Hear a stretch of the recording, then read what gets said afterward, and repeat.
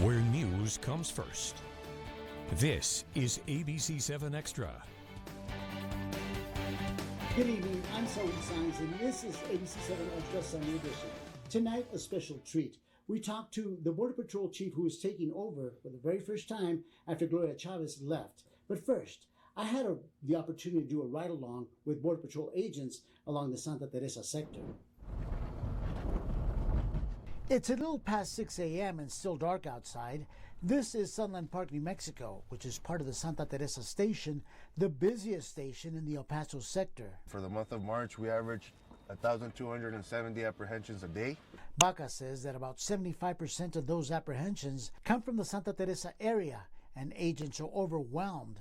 While agents in El Paso are getting the help of DPS and Texas National Guard as part of Operation Lone Star, agents in Santa Teresa rely on Sunland Park Police.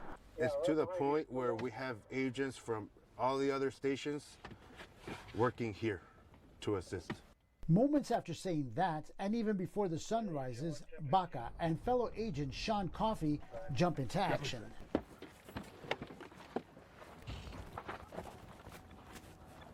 You can find the one laid up? Coffey apprehended 2 migrants, No sé por qué batallan. while Baca walked down 2 other migrants, a man and a woman. Agent Baca is not just a spokesperson. He chased these 2 migrants down. It's here agents point out a new ploy migrants are using. Some are wearing these expensive tactical boots, typically worn by agents. Agents track shoe prints to try to find migrants entering illegally into the U.S. So by them wearing tactical boots, we get confused with our own tracks. 4 migrants were apprehended here. This is just the first. Baca explains large numbers of migrants are crossing near the Santa Teresa landfill. This is an area where construction of the fortified border wall came to a screeching halt once President Joe Biden took office. This is the border fence where smugglers do this. Cut out sections of the fence, footprints showing entry into the U.S. Agents point to holes on the fence just like this one. It described it as a water spout where dozens upon dozens of migrants pour right through in this particular area. The problem is there are many more holes along the fence here in Santa Teresa. And just a few feet away from this hole, Baca and Coffey found this hole with 2 men laying on the ground on the Mexican side preparing to cross. Both say they're from Chiapas, Mexico. ¿Están preparando para cruzar? I asked them if they're getting ready to cross. And just like that, they ran off. A crossing thwarted. Migrants from Central and South America typically surrender to Border Patrol, but according to agents, migrants from Mexico flee from them. While that pair was forced back, dozens more are getting across, like this group near the Mount Cristo Rey, jumping and dodging from boulder to boulder, hiding in plain sight. Agents say this group used a tactic rarely seen. This was a first for me because usually when we know that somebody entered a canyon, I know where they're going to pop out of. They're going to be at the north side of the canyon.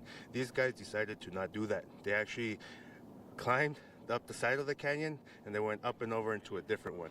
The group was trapped on top of the mountains with nowhere else to go except into the hands of waiting agents.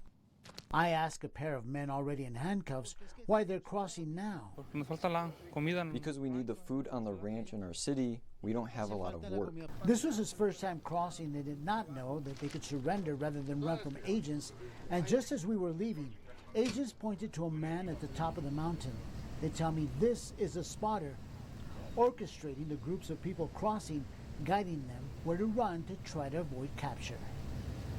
I want to welcome my guest. His name is Border Patrol Sector Chief Anthony Scott Good. Thank you so much. You're now taking over. What have you seen so far? At least you had an opportunity to watch my Border Patrol ride along. Your thoughts on that? I thought it was a great video. I thought you did a good job capturing what's really going on there.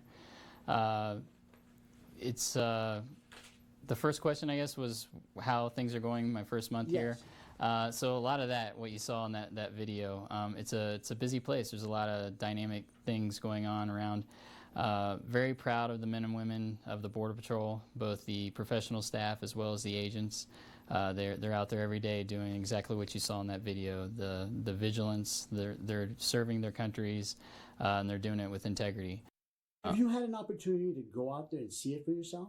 I have. Yes, I have. I've only been here a month. There's a lot to do, a lot of people to get to know, a lot of partnerships to bolster.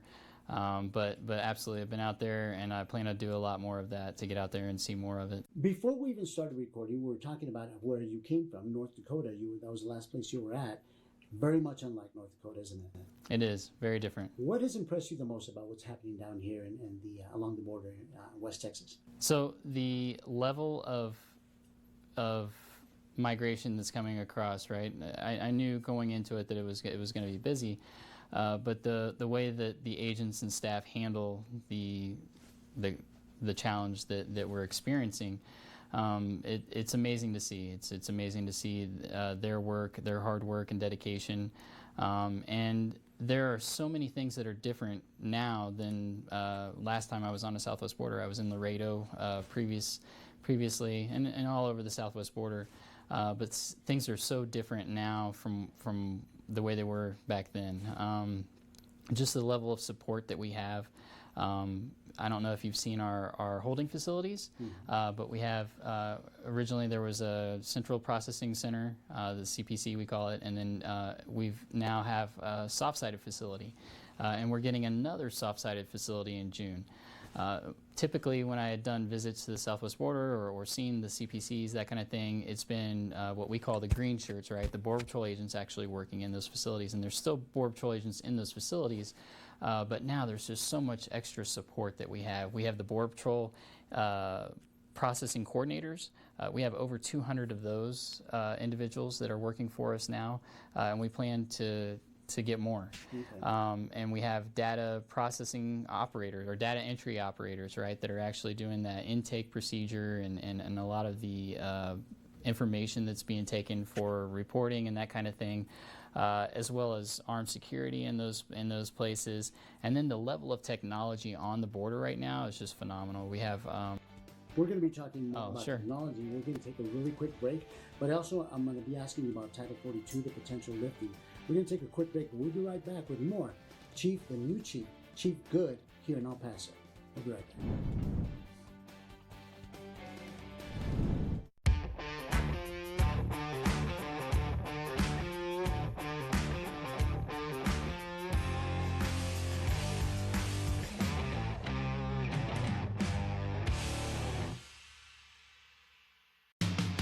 Your boss thinks you're his best employee. You earned a double burger with tons of melted cheese. Also, you're self-employed. A supersonic double stack cheeseburger. Sonic. You know the name. You've heard the song. But until you've seen it live, you haven't experienced the magic of cats.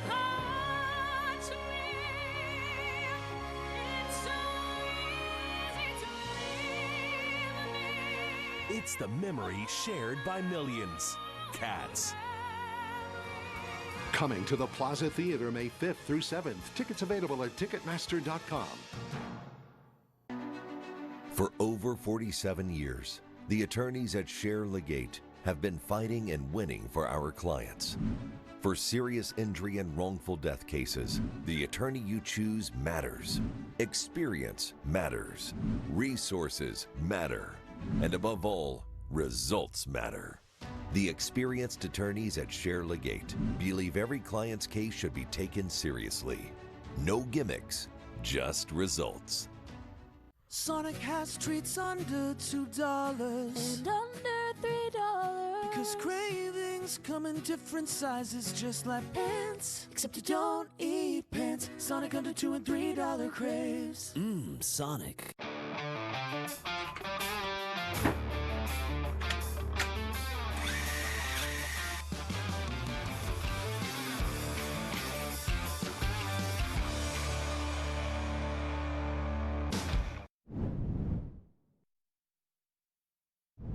Welcome back to ABC 7 Extra Sunday Edition. I also want to welcome my guest, Border Patrol Sector Chief, El Paso Sector Chief, Anthony Scott Good. Thank you so much for taking time to talk to us. Thank you. Let's talk about the potential of Title 42 coming to an end, or at least being lifted. How are you all preparing for that? So we are preparing. We have a plan. And a lot of that goes back to before Title 42, right? We have Title 8. right? So we have 1325, 1324, 1325, and 1326. So you're going to see a lot more consequences for crossing illegally in between the ports of entry. That's first and foremost. You're going to see there's a lot of planning that's gone in, right? We've had tabletop exercises and places where we've gotten together, especially just most recently last week in San Antonio, where the Border Patrol, Office of Field Operations, AMO, USCIS, the Southwest Border Coordination Center, leadership from multiple different organizations and agencies, all getting together to talk about our plans for the future and what's going to happen after May 11. And then locally here, we're going to continue that, right? We continue to do those tabletop exercises. May 3rd, we have another one where we're actually working with city government, county government, state government, everybody working together. Our law enforcement, local law enforcement, state, everybody working together to kind of plan out and make sure that we're all ready for this when it happens. If I may, before the pandemic, as you well know, before obviously Title 42 pre-pandemic, we had a surge here in El Paso along the border here, and a lot of the Border Patrol agents were overwhelmed. This time around, once Title 42 expires, I'm sure you're expecting a surge as well, and you talked about some of those preparations, but will you be getting more manpower coming down here? So the manpower, the Border Patrol's experiencing some retention and we're lower manpower than we were, right? I think really what we need to be at is around 22,000 Border Patrol agents. Right now we're sitting just under 1,900. For this sector? I'm sorry, for Border Patrol wide, right? So 19,000 is about where we're at right now. But we really need more, right? But there's not an agency that I've worked with that says that they have enough manpower, right? But we've got what we need to get it done. We do have additional manpower where you saw when you were in New Mexico with that video that you did there. We have our mobile response team. We have special operations group and special operations division helping us out. And there are other detailed and organically we move resources around where we need them. When you look at support from other sectors, of course the volunteer workforce is phenomenal, right? A lot of humanitarian care and that kind of thing that goes into our holding facilities. Yeah, absolutely. But also we've with the advent of technology, right? Technology's been around, but we're really taking hold of that with our virtual processing, right? And so whereas previously you saw a lot of northern border agents that came down to support these missions, and that was a mandatory thing for a higher number of support. We're really trying to get away from that because they spent so much time on the southwest border. We really need to make that more of a voluntary basis thing and just agents can come when they can, right, to help support that if there's an increase in flow. But virtual processing has really taken off for us, and we're much better in that footprint now. And so that really can help us out a lot because every minute that we have processing, right, that it's a minute taken away from an agent in the field. So I was asking if you're going to beef up the manpower down here. So you're relying more on technology rather than beefing up manpower. First of all, how many do you have? How many Border Patrol agents do you have in the border sector, the El Paso sector, and how many is that going to change at all? Just over 2,000, and those numbers won't change dramatically either way. You rely more on technology? We do rely a lot on technology. There's phenomenal technology that it's just all new, right? So we've got these mobile towers. We call them ASTs, and they're kind of like the towers that you're probably used to, where they're static and they're a little bit taller, but these can be moved around a little bit. We've got 15 of those towers with the daytime, nighttime technology, that kind of thing, radar, all that stuff. The agents now have TAC, where they're actually kind of like what the military has with Blue Force Tracker. We can actually see where everybody's at and kind of coordinate efforts. The technology as far as our sensors and things like that used to be just magnetic or seismic, but now they're actually video and camera, and we can actually identify those threats.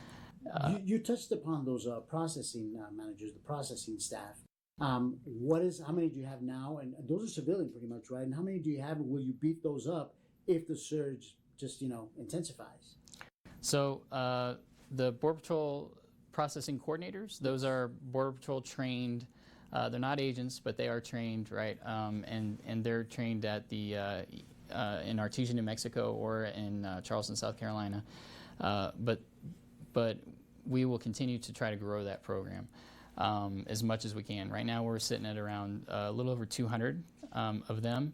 And then when you mentioned the civilian side, we actually have contractors that are doing data entry, which is the front end of that processing that we do for anybody that we take into custody, which is a huge help. And so we've got about 108, I think, so far of those, and I'd love to see more of that as well. So if the surge intensifies, will you hire more?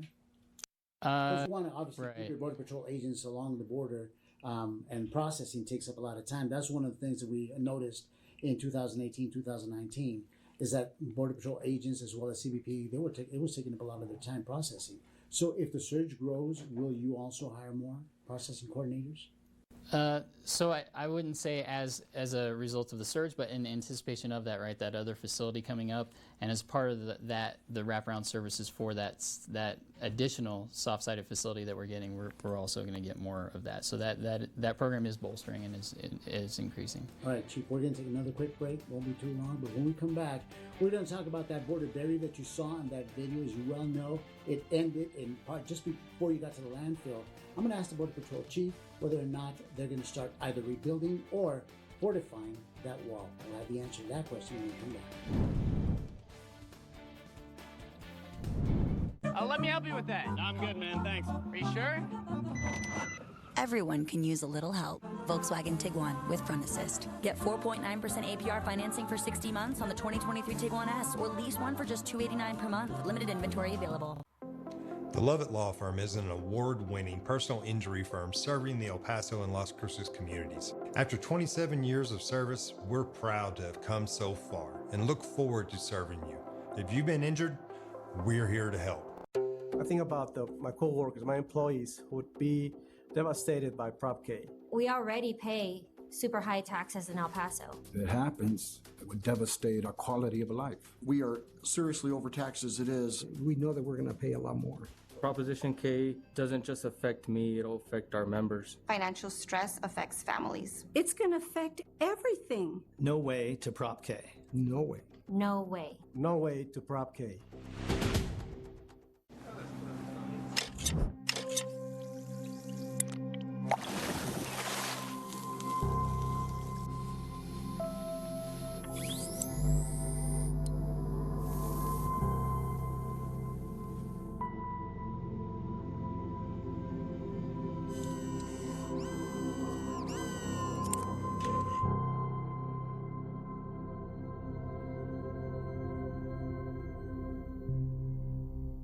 "18-year-old Sofia Martinez headed to a club on a Friday night. The next day, her body was found in the desert. In her new podcast, ABC7's Stephanie Valle examines how police solved the case. Abduction at an ATM, the murder of Sofia Martinez. Download it now. Sponsored by University Medical Center. Why are there 2 extra seats? I know, Uncle Dane and his giant beard. The Volkswagen Atlas with best-in-class third-row legroom. Visit your local Volkswagen dealer for 4.9% APR financing for 72 months on a new 2023 Atlas or Atlas Cross Sport. Welcome back to our third and final segment of ABC7 Extra Sunday Edition. With us is Border Patrol Sector Chief from El Paso, Anthony Scott Good. Thank you so much for sticking around with us. And I've got all these questions for you. Let's talk about the border barrier. The border barrier, construction of the border barrier ended, or at least, President Joe Biden called for it to stop. But there are sections, most especially the fence part, where smugglers or migrants are cutting holes out. Are there any plans to continue building or at least fortifying what you have now? So we are going to fortify. Everything costs money, right? So we've got to kind of rob Peter to pay Paul kind of scenario. But we are getting funding, and actually we will be putting some more bollards within that existing fence, right, to help with that mesh that you saw with the cutout there in your previous video. A lot. It does, and so. We also have a contract, and that contract is expanding, right? Where it was 1 shift, we're going to 3 shifts, where we have contractors coming and actually welding those holes back, right, until we can get the additional bollards filled with concrete that will help mitigate the breaches that you saw there, because there's a lot and we need to fix them. We also we mentioned technology before, Yes. but we also have mobile surveillance capability, which are on trucks, kind of scope trucks, right? And so we've actually, in the areas where we see that the most often, we're actually focusing our attention to kind of watch that. But in addition, we have a great partnership now with Mexico, and we actually have an operation where we kind of do mirrored patrols with the law enforcement on the Mexican side, and it's where if a fence breacher, if we catch, right, then we'll try to prosecute, and then same thing on the south side. If Mexican officials can actually catch somebody actually physically cutting the fence, then they'll prosecute on their end, which I think is a phenomenal effort and a great coordination between both countries. Speaking of human smuggling, a lot of it obviously is happening on the Mexico side. It's being coordinated on the Mexico side. What sort of coordination do you have with the Mexican officials to try to stop that before it even starts over here? Because they're flowing right through Mexico directly into the El Paso sector. Is there any coordination going on with Mexican officials to try to stop that? There is, and it's always getting better. Always getting better. And so actually we went to Mexico a couple times last week, and we're actually setting up an operations center together to where we'll actually communicate in person each week, and then a couple times a week virtually, so we can actually share information and do that kind of thing. But that's at the higher level, and then at an even more operational tactical level, we have our foreign operations branch that's just in communication with them every single day. Any progress? Yeah, absolutely. I mean, it's a lot of our we've got results from it. We've got prosecutions that we've gotten from it and that kind of thing, and we're able to be at the right places at the right time more often when that coordination takes place. Let's talk about the one of the things that you may have noticed in the story is that, yes, El Paso is getting a lot of help from Operation Lone Star with DPS. They're also getting help from Texas National Guard. What sort of help are folks in New Mexico getting? Because, as we well know, the Santa Teresa area is being just bombarded with smuggling and just coming through to no end. What sort of help is the Border Patrol getting from the government from New Mexico? So New Mexico has less resources. It's just the way they're structured. They just have less, and so they are working with us. We certainly could use more. I don't speak to Operation Lone Star, but I do have phenomenal support from National Guard, a separate and aside from that, right? That I talked about those mobile surveillance capabilities that we're actually watching the fence. A lot of times we have National Guard actually running that technology, that capability for us, so that they can call out. And so instead of having a Border Patrol agent there, now the Border Patrol agent can actually respond because somebody else is actually doing that. So that, in addition to our Stone Garden program for law enforcement assistant, we want to bolster that and get more of that. I think the more we can do together, the more successful we can be. One of the I guess negative side effects of this surge and Border Patrol agents being overworked, because it's happening logically. It happened in 2018-19. There was a rise in suicide rates among some Border Patrol agents. What sort of policy changes do you have, or at least is in the works, to try to attack that? So much. I mean, it's